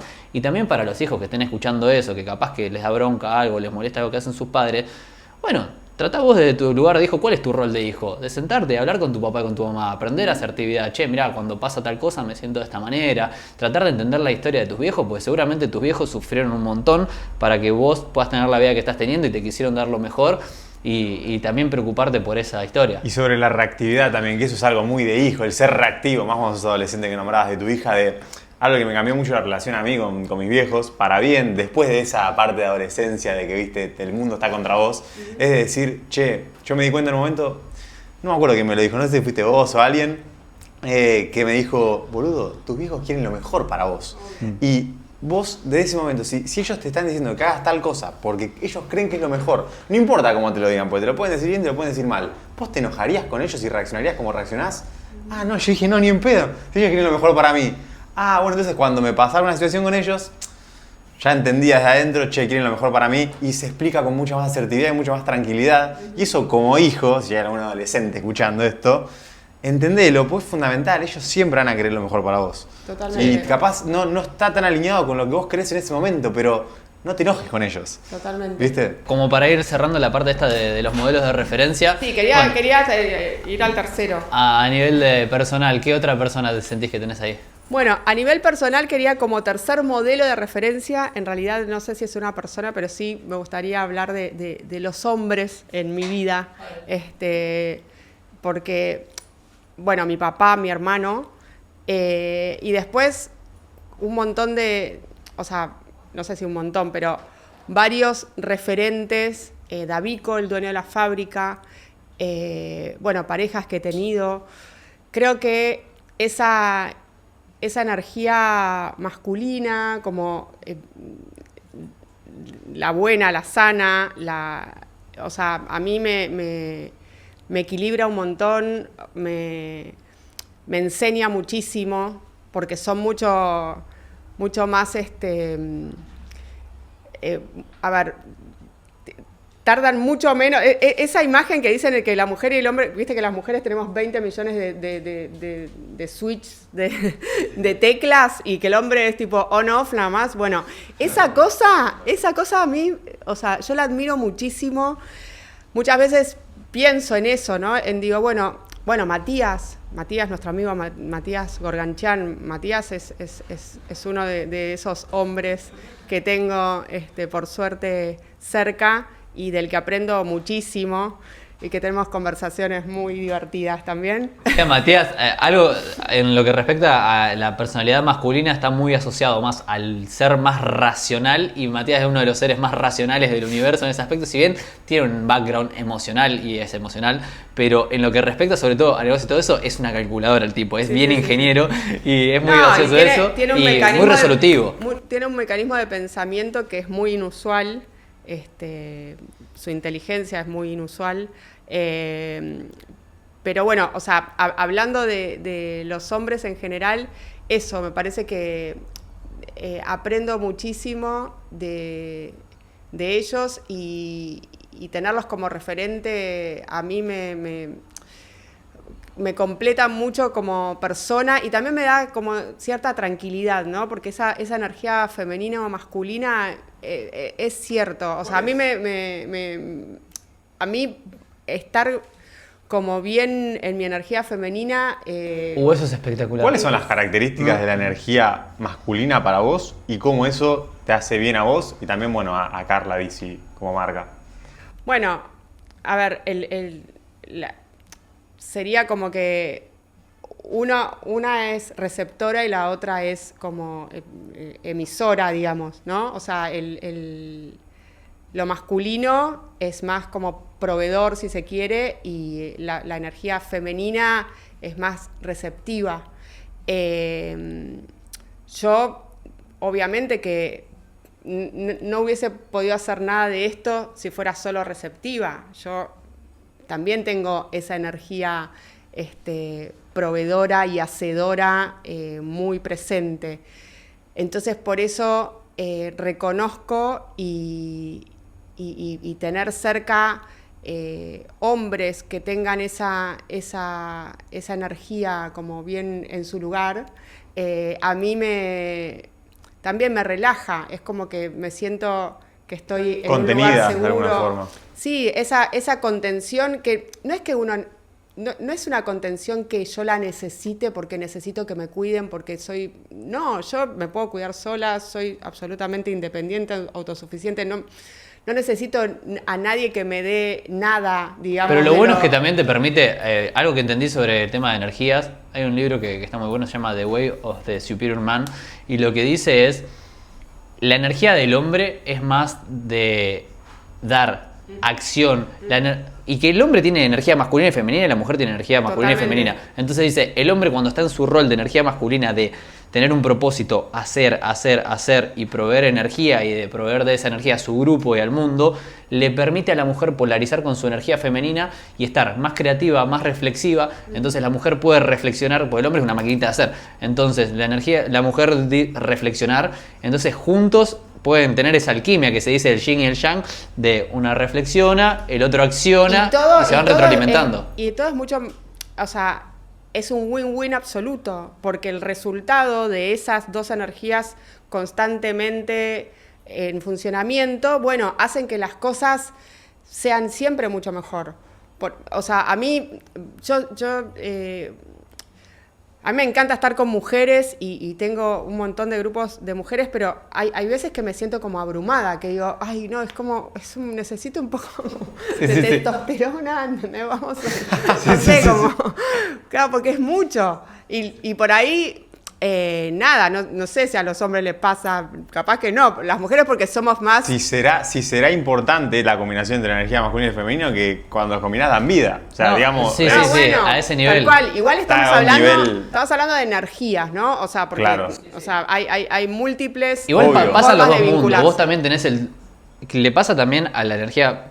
Algo que notamos es, a veces hacemos consultoría o algo a gente que tiene empresas y vemos también mujeres que conectan solo con la energía masculina. Son mujeres que tienen empresas hace muchos años, todo, y quedás burned out, o sea, quedás hecho mierda porque terminás peleando y negociando con proveedores, con un montón de hombres, y si no tenés otra persona, sea hombre o lo que sea, que conecte con esa energía, no tenés el femenino en tu vida, por más que seas hombre o mujer. Entonces, al hombre incluso, un hombre masculino que está todo el tiempo haciendo, si no tiene la energía femenina de la reflexión, del acompañamiento emocional, porque entre hombres, o sea, emprendiendo hombre masculino con hombre masculino, salvo excepciones, es, che, mirá, la verdad que esto que hiciste es una poronga por esto, por otro, por otro. Ah, bueno, sí, No, bueno, hay que hacer bajar los números, fa. Y es estar cagándose a palo con la vida todo el tiempo. Entonces, el equilibrio, incluso nosotros polarizamos a veces con nuestra energía femenina cuando tenemos que ser asertivos y decir, che, mirá, la verdad que venís haciendo esto muy bien, tenemos esto para mejorar, que es una boludez, y conectás con el lado femenino, incluso siendo hombre. Pero siempre está bueno que el hombre pueda conectar con el femenino y el masculino y la mujer también, y que esté esa alquimia. Sí, después de estar metiendo mucho trabajo, como estamos en etapas, qué sé yo, pasó el Cyber Monday, que es de mucho trabajo y mucho board meeting, mucho ¿Sabes lo bien que me hace ir a tomar un mate con mi vieja a hablar de la Obvio. vida? O sentarme con mi novia, ir a caminar. Obvio. Digo, uy, qué lindo, y es como esa desconexión y esa conexión de Obvio. energía que... Obvio. Que reba. Sí, y a ver, me viene como una imagen de esto que preguntaban de la energía femenina, masculina, y no sé, a mí que me abrace mi papá, ponele, es como que yo sentirme como que me puedo descansar, como que esa me parece es una buena imagen de la energía masculina y femenina, ¿no? Como el hombre por ahí que protector en el sentido amoroso, ¿no? Sí, No sí. porque yo necesite que mi papá me proteja, digamos, porque yo ya soy grande y lo puedo hacer sola, pero digo, esa cosa de que haya alguien que te pueda abrazar y una poder como descansar en eso. Eso me parece que es una linda Incluso imagen. algo que está bueno, que también lo leí en ese libro, a mí me gusta estudiar mucho antropología, semiótica, me gusta mucho la ciencia del comportamiento humano, porque de chico era introvertido y no entendía cómo funcionaban los humanos, no me salía. Entonces estudié mucho eso. Y algo que me gusta es de el hombre en su rol masculino, por ejemplo, cuando viene la mujer en su rol muy femenino y que está muy conectada con la emoción, el hombre ser un pilar de estabilidad. de tranquilidad, de atender la emocionalidad de la mujer y no el argumento. Sobre todo cuando están en pareja y se ponen a discutir, ¿viste? Hombre versus mujer, el hombre resolutivo. No, porque haces esto y tira soluciones el hombre. En vez de atender el argumento, el hombre, que pasa no solo con mujeres, sino también con clientes, porque el cliente a veces se pone un rol femenino.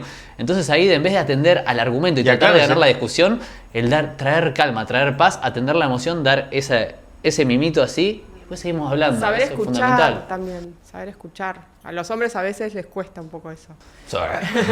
Sí, está buenísimo porque también estamos hablando del camino de autoconocimiento que uno trasciende y camina, ¿no? Desde como persona, como emprendedor, como todo lo que es. Porque para alguna persona que capaz no está tanto en tema, puede resultar un poco chocante, pero la energía trasciende el género también. Totalmente. Entonces, desde ese Totalmente. lado, como aclararlo, porque capaz alguien dice, no, ¿qué están diciendo? Es de masculino y No, femenino, la, pero la energía trasciende vamos allá. absolutamente el género, totalmente. Y no tiene nada que ver. Che, bueno, Carlita, que con lo de los modelos de referencia. Después, en lo que es emprendimiento, quizás no es una persona que hayas conocido presencialmente, sino capaz que libros o referentes que digas, este otro. ¿Cuáles fueron las 2 o 3 personas que sentís que más te marcaron en lo que refiere a emprendimiento? En emprendimientos en sí, a ver, Alain Micli fue uno de los diseñadores de anteojos, es un diseñador de anteojos francés que yo conocí como en uno de los viajes que hice con mi papá. Él fue el primer diseñador de anteojos que yo supe que existía, porque yo sabía que había marcas de anteojos, ¿no? Pero bueno, diseñadores nunca no les había prestado atención. Y bueno, a partir de él, en Europa era mucho más común, y es todavía hoy mucho más común que haya diseñadores de anteojos, pero a partir de él empecé a meterme en el universo de los diseñadores, que hay un montón. Y bueno, así que él puede ser uno.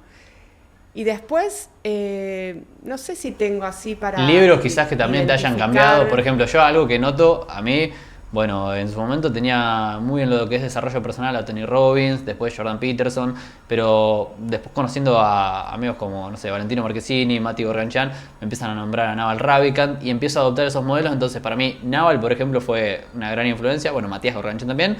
Y otro es Daniel Kahneman, hay un libro que se llama Pensar rápido, pensar despacio, Thinking Fast and Slow, que hay ciertos sesgos cognitivos de lo que te habla que literalmente si no hubiera leído eso no sería quien soy hoy. ¿Hay algún libro que sentís que te marcó y que decís, hay un concepto quizás de un libro, ni siquiera el libro, una cosita que decís, wow, sin esto no estaría Carlita hoy acá? Hay un libro que me lo regaló Mati, que es Padre Rico, Padre Pobre. Sí, de Kiyosaki. Mirá. Bueno, ese libro me enseñó mucho de finanzas, que es algo muy, muy importante en nuestro universo, pero también de la vida, porque en realidad, viste, es como que la plata también es como una manera de energía, ¿no? Y bueno, después Naval a mí me gusta mucho también. Naval es un gran referente, me parece que tiene esa cosa cálida, tiene la inteligencia, no sé, como que me parece que es un gran referente. Sí, me gusta que lo aborda más holísticamente, que habla no solamente de finanzas, sino que también de cómo ser feliz. Me parece muy bueno, muy importante eso. Igual, a ver, hay, viste, están medio de moda esas recetas como medio de cómo ser feliz, qué sé yo, es difícil, me parece. Creo que sí es más interesante la búsqueda adentro de uno, claro, ¿no?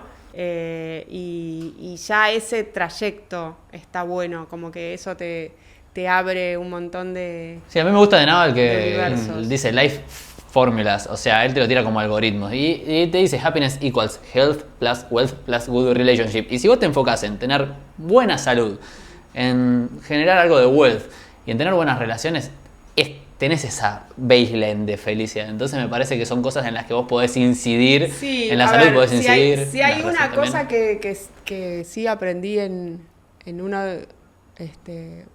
yo tengo un referente espiritual que me gusta mucho que se llama Javier Volkov, que lo sigo hace muchos años, y él me enseñó a cambiar la perspectiva de la realidad. Eso es algo como que me parece que clave de hacer y poder tener la capacidad no es fácil y no me sale siempre y lo sigo escuchando porque a veces lo aprendo, a veces no, pero saber que medio que es todo como un juego, ¿viste? Como que en realidad es tipo, te lo puedes tomar todo medio como que no pasa nada. Si en realidad nos preocupamos por la plata, realmente la cantidad de dinero impreso, billetes real, es el 2% del circulante, eso lo saben, ¿no? Sí, sí. Que, o sea, entonces la plata ya de por sí, o sea, no es nada, es una ilusión. Sí, está bueno, sí. Entonces, ese cambio de perspectiva te ayuda un montón. Y otra cosa que él enseña mucho es, tomando esto que decías, es dar. ¿Viste? Como esta cosa de haz el bien sin importar a quién, como ese dicho que es medio así, es eso. O sea, como que tirá buena onda, hacer el bien, ayuda a otro. Es que nosotros decimos que el universo después se encarga de equilibrarlo, ¿viste? Sí, pero aunque sea, o sea, tenerlo presente eso, tratar de disfrutarlo cuando lo haces, ¿no? No hacerlo tipo, ay, no, bueno, lo tengo que hacer porque así me vuelvo. No, tipo especulativamente con el ábaco. no. Sí, el ábaco. Tenemos la teoría del ábaco. Nosotros hemos conocido a lo largo de nuestra historia ciertas personas que, viste que si vos mirás el libro 48 leyes del poder y cómo ganar amigos e influir sobre las personas, en realidad son el mismo libro con diferentes enfoques y conocemos ciertas personas que lo que hacen es como si fuera un ábaco, imaginarlo como una balanza de platillos en la que buscan estratégicamente personas que le ven potencial para después explotarla y le aportan valor para desbalancear ese ábaco, para generar deuda emocional, entonces después poder capitalizarla inmediatamente. Y es como que hay gente que es muy estratégica ahí. Esa manipulación no está es un horror, ¿no? Ni pedo. Eso Entonces, no está bueno. Eso es lo que no nos gusta a nosotros. No. Todo lo que te traiga calma, porque al final, por lo menos a mí, y que hablamos un poquito de la esencia, una parte esencial mía es la calma. Yo soy muy calmada adentro mío, por más que soy reactiva y hago miles de cosas, pero hay veces que me están pasando miles de cosas y tengo incendios para apagar o lo que sea, pero adentro mío como que tengo esa calma interna y conectar con eso sé que va a estar todo bien. O sea, como que siempre va a estar todo bien. Ese es un concepto de Naval que dice, si hay algo de lo que yo me arrepiento que hubiese cambiado en mi pasado es, ante las situaciones, o sea, tomármelas con mucho menos anger, tipo, como que estaría mucho menos enojado ante las situaciones. Menos reactivo, sí, igual. Y ese es lo único que cambiaría. Pero eso se aprende también con el tiempo. Yo era mucho más reactiva en otro momento de mi vida y bueno, pero eso también te forma. Hay poca gente que conozco que, por ejemplo, Borja Martel es un amigo que vos lo ves y parece que va vibrando alto todo el tiempo y le decís, ¿cómo haces para no preocuparte? Y dice, yo tengo fe de que todo va a salir bien. ¿Y en qué momento pasó eso? Le dije. Y él escaló el Kilimanjaro, creo que era el Kilimanjaro al que fue. Y dice, ahí me di cuenta que no tengo control de absolutamente nada, solamente de qué llevo en la mochila, que es algo que cuenta en Endeavor. Fuimos, te vi ahí en Endeavor, que estábamos con Mati, me acuerdo. Bueno, en ese Endeavor Borja lo cuenta, que después de eso nos hicimos amigos. Y él cuenta que lo único que tenés control es lo que llevas en la mochila y qué decidís hacer. Si me pongo, me saco la campera, qué es lo que hago con lo que pasa. Y a mí me pasa desde la aviación como piloto, yo tengo control sobre los mandos, ¿no? Sobre el viento, la térmica y sobre la meteorología. Totalmente. Entonces, creo que el mayor desafío ahí es el dejar de preocuparse y tensionarte mientras van pasando las cosas e ir relajando. Che, Carlita, y como para ir ya cerrando, que sé que tenés que abrir el local y todo, yendo un poquito más a la parte de la óptica y todo, que la gente, al igual que yo, debe tener algo de ignorancia en algunas cosas, como si yo no sé que tengo algún tema. ¿Cuáles son las cosas más comunes que puede llegar a tener la gente? Decías miopía, hipermetropía, dame como un mini pantallazo de eso. Las dificultades visuales más comunes que cuento que el 30% de la población tiene algún tipo de dificultad visual, son miopía, hipermetropía, astigmatismo. ¿Y hay alguna forma de explicar más o menos cómo se siente, se ve cada uno? Rápidamente, quien es miope ve mal de lejos y ve bien de cerca. Okay. Quien es hipermétrope es al revés, ve mal de cerca y bien de lejos, ¿sí? Y quien tiene astigmatismo no ve nítido los bordes de los objetos. Entonces, el que tiene astigmatismo es como el más complicadito, porque es como que la nitidez absoluta es difícil. Con anteojos, obviamente, que se corrige y se logra. Pero bueno, y después está la presbicia. La presbicia, que ya ahí aparece a partir de los 40 en general, y ya ahí afecta a casi el 100% de la población, o sea que estamos hablando de muchas personas. La presbicia tiene que ver con la capacidad que tiene el músculo acomodativo que tenemos en el ojo de contraer el cristalino para que vos, cuando acercás un objeto a tu vista, la córnea se haga más, como se comprima, digamos, y se hace más cóncava. Eso es como que aumenta la potencia del ojo naturalmente. Eso lo hace un músculo que cuando sos joven funciona divino, pero a partir de los 40, como el resto del cuerpo, ya no empieza a funcionar tan bien. Claro. Entonces, eso hace que vos empieces a tener dificultades para ver de cerca y que tengas como que alejar las cosas cada vez más. Por eso está siempre el ejemplo del brazo, hasta que el brazo no te da más, y entonces ahí es cuando vas a la óptica, claro, a buscar anteojos, que lo que hacen los anteojos es devolverte como esa visión natural. Y la presbicia, para mí es muy importante dar este mensaje, es falso, o por lo menos yo no estoy de acuerdo con ese mensaje de que la presbicia solamente afecta la visión de cerca, sino que la presbicia también afecta la visión de intermedia, que es la distancia que más usamos. Esta distancia que estamos teniendo nosotros es intermedia. La distancia a la góndola del supermercado es intermedia. A la computadora es intermedia. Eso te iba a preguntar. No es cerca.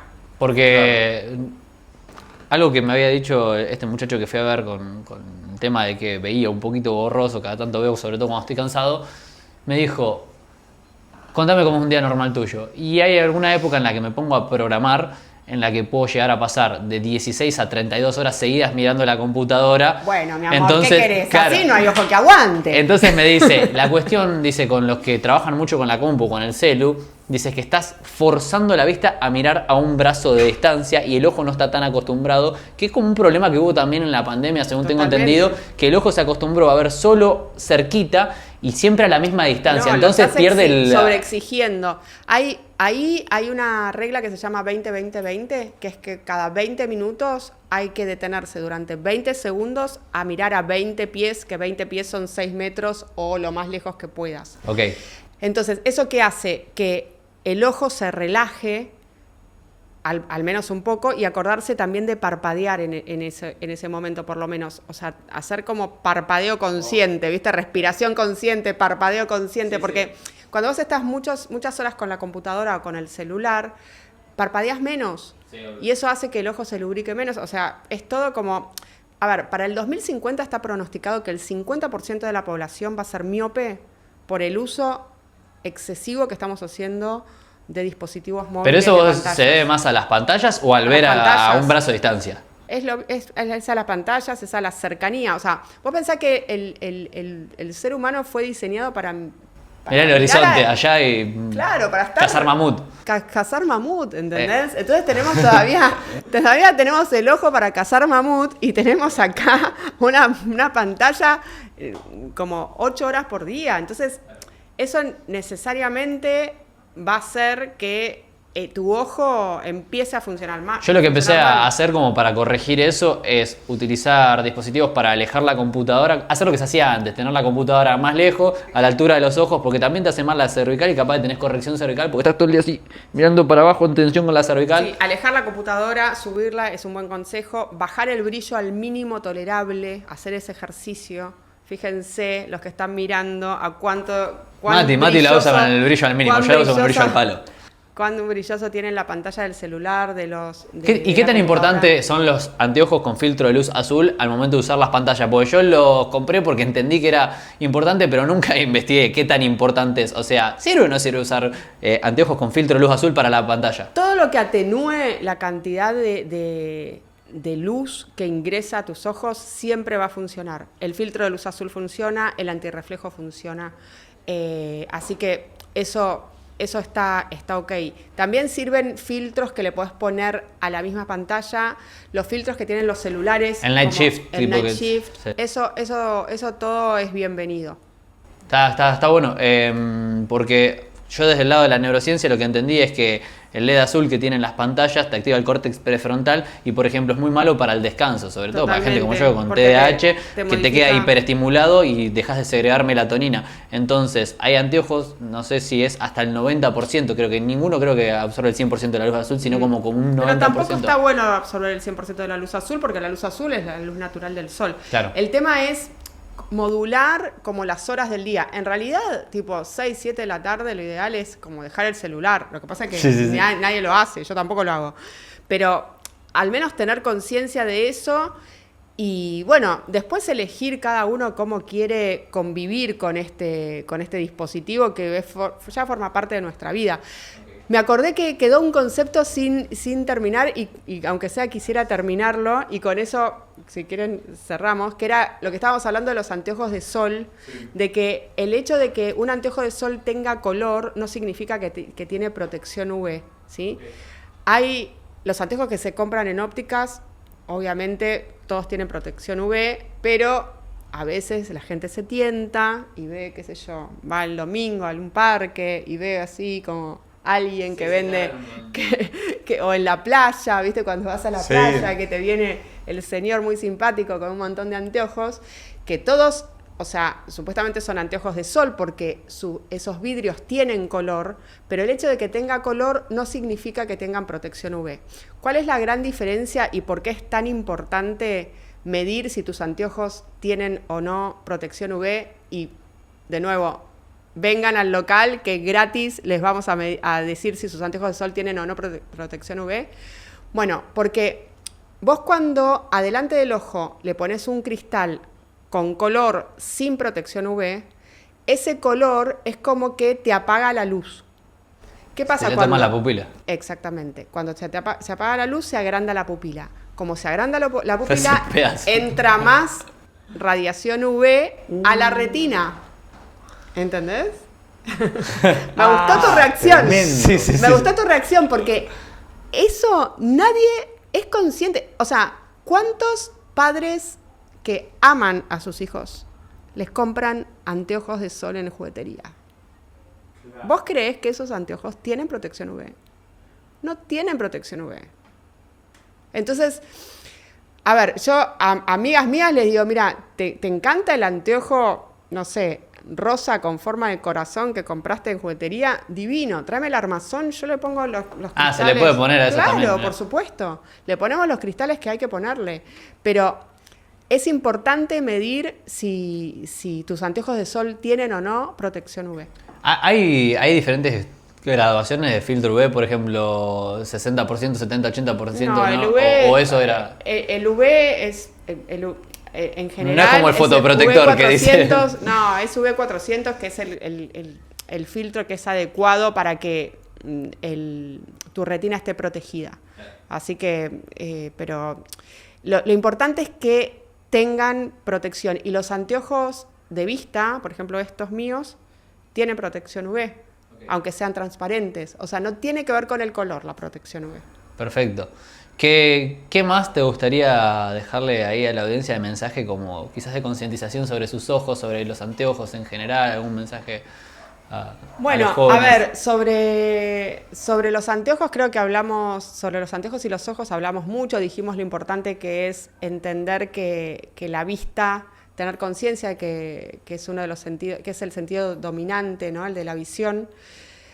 Y después, como último mensaje, que no lo mencionamos tanto, me gustaría contar que en Argentina tenemos fábricas de anteojos. En Latinoamérica solamente Argentina y Brasil contamos con fábricas de anteojos. El resto de los países no tienen fábricas.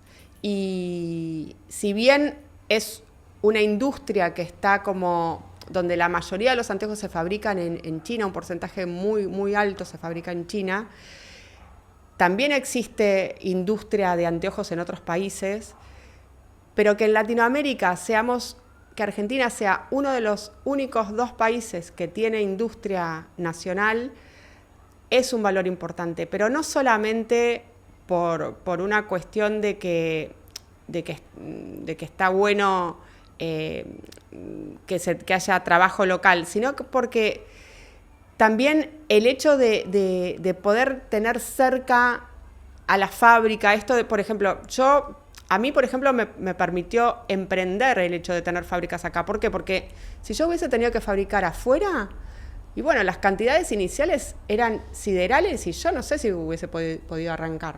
Entonces, allá el señor no te dejaba, el señor Alfredo, no sé si claro, se llamaba, no te dejaba. No, Davico Ah, que me dijo, yo le pregunté, ¿cuántos anteojos? ¿Cuál es el mínimo? Me dijo, tráeme uno si querés, hacemos uno si querés. Eso fue como, esa frase fue súper abridora de puertas porque muy generoso de su parte y también en esto que hablábamos de devolver, yo también trato de hacer lo mismo, ¿no? Como no poner trabas para los inicios. Y bueno, el hecho de tener fábricas en Argentina es una gran herramienta y bueno, y por eso también, por suerte, tenemos muchas otras marcas de anteojos argentinos que se fabrican acá. Así que bueno. Este último espacio me gusta hacerlo como para que queden algunos clips importantes de cosas que consideramos importantes. Un mensaje que le quieras dejar a los que quieren emprender en Argentina y no se animan. A ver, primero emprender no es para todo el mundo. También hay como un marketing, ¿no? Como que un FOMO, una cosa, una presión de que todo el mundo debería emprender. No es real. Eso no es real. Emprender lo tenés que tener adentro o no lo tenés. Es como que... y está muy bien. No es que es mejor el que emprende que el... No tiene nada que ver. Porque todos emprendemos igual. Porque la vida en sí es un emprendimiento. Así que... y nada... El que quiere emprender realmente, el que es emprendedor, se va a tirar a la pileta. O sea, y bueno, después vemos si hay agua. O sea, es algo que es como lo que les conté, que a mí, la anécdota esta, que sin saber dibujar dije que sí a un proyecto. O sea, hay que animarse, hay que ser perseverante, tener mucha templanza para sobrepasar los obstáculos y los momentos complejos porque los va a haber y bueno, y saber que te vas a caer, pero saber que te vas a levantar, porque siempre que llovió paró y siempre va a haber una nueva oportunidad y como me enseñó mi papá y mi mamá también, la única dirección es para adelante y para arriba, o sea, no existe marcha atrás, no existe otra cosa, es para adelante y para arriba, o sea, y ahí va a salir bien. Después otra cosa que quería preguntar es, ¿de qué te sentís entusiasmada en lo que viene en adelante? O sea, ¿qué sueño chiquitito o gigante tenés con Carla Disi dentro de lo que es la marca de acá en adelante? Bueno, cada vez hacerle más fácil a las personas acceder a tener una solución en las dificultades visuales que tiene. Eso para mí es como el próximo objetivo. Y que siempre teniendo en cuenta que es importante también verse bien, ¿no? Por eso el diseño y lo de la identidad que hablábamos, o sea, eso de que puedas tener un anteojo y que te olvides que los tenés puestos y que sea fácil, o sea... Así que en eso estamos trabajando. Y el saludo de cierre, ¿a quién te gustaría agradecerle, decirle gracias, mandarle un beso? Has nombrado varias personas, pero ¿quién nombraste a Georgie, mucho al equipo? No sé si querés aprovechar los últimos segundos para... La verdad que estando acá y sí, al equipo. Al equipo, Georgie, Fara, Juan, Cari, Mariela, tenemos también a Brenda, tenemos a Carolina, a Elizabeth. Hay un montón de mujeres. Bien. Sí. Hoy había nombrado ya a todos los hombres y ahora... Hay muchas mujeres. Sí. Y bueno, así que eso es como lo que tenemos más cerca. Y bueno, después a todos los que nombré, a Davico, que es el dueño de la fábrica, Brian, bueno, José, Ángel, Germán, Norma. Nada, emprender también, una de las cosas que es linda de emprender es toda esa energía que empieza a circular, ¿no? Y saber que sos un eslabón de una cadena y bueno, esa cosa de generar trabajo y y de hacer está buenísima, porque es todo el tiempo energía que se está moviendo y de la que igual sos parte. Sí, Paco, hay ¿una palabra de cierre? Sí. No, me encantó conocerte de base. Me encanta conocer emprendedores, empresarios que están conectados con su parte espiritual, pues siento que se surgen charlas muy profundas, muy filosóficas y surge una energía linda. Y te quiero hacer la pregunta, final, que le hacemos a todos los invitados, que es, si pudieses elegir o si nos pudieses recomendar a alguien para que entrevistemos en un próximo episodio, Okay. ¿a quién te gustaría que entrevistemos? ¡Wow! ¡Ay, qué difícil! A ver, tiene que ser emprendedora. Lo que vos No. quieras. Persona que sea relevante, que sea excelente, que sea distinta, que vos digas, esta persona me encantaría verla, escucharla en el podcast. Ok. Ay, qué difícil, qué compromiso, porque...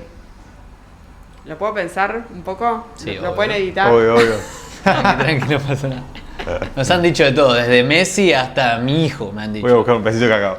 Sí. Claro, para que... Ay, a ver. Me gustaría que fuera una mujer. Me gustaría que sea alguien que no sea tan conocida. Porque hay mucha gente que está como oculta, que es interesante también. La pregunta es, ¿a quién les gustaría escuchar en el podcast? Claro, ¿a quién te gustaría escuchar en el podcast? Así que decís, aunque no tenga entrevistas o lo que sea, que vos digas a esa persona que te llama mucho la atención. Mientras piensa Carlita, ¿a quién muerto, así que no esté, ¿a quién entrevistarías, Facu, vos? Si pudiera. Charlie Kirk, Mirá, recientemente. Que en paz descanse. ¿Fue el primero que se me vino a la cabeza a vos? no tengo idea. ¿De los muertos? Me gustaría conocer mano a mano al real Steve Jobs. O sea, Al hippie. Behind the scenes. Detrás de cámaras, así, de ver cuál es la aposta de su esencia, más allá de lo que decían, de todo eso. Ya la tengo. No es conocida. Es una amiga íntima muy querida, pero es manager de 3 bandas grosas. Se llama Ana Poluyan. Bueno, Ok. Googleenla y vean manager de qué bandas. me gusta relacionar a la música, Maurito. Sí. Me gusta Ana ir por Poluyan. ese palo. Genial, excelente. Lo haremos. Quizás próximamente ahí ya tenemos 2 3 mujeres más ahí en el roadmap. Dale. Así que Sí. puede llegar a ser. Bueno, ¿Esta Carlita, parte sale o no? Un placer. Sí, Sí, claro. obvio, Genial. obvio. Bueno. Así que le mandamos saludos Gracias, también. Carla. Bueno, muchas gracias, la verdad que un placer, re lindo, no sabía con qué me iba a encontrar y al final fue una de las entrevistas más lindas que me hicieron. Gracias por la calidez y por también abrir el espacio a otro costado, ¿no? Más humano, más espiritual, que para mí es por ahí. Gracias por recibirnos. Sí, un Por placer. favor, Re lindo. gracias.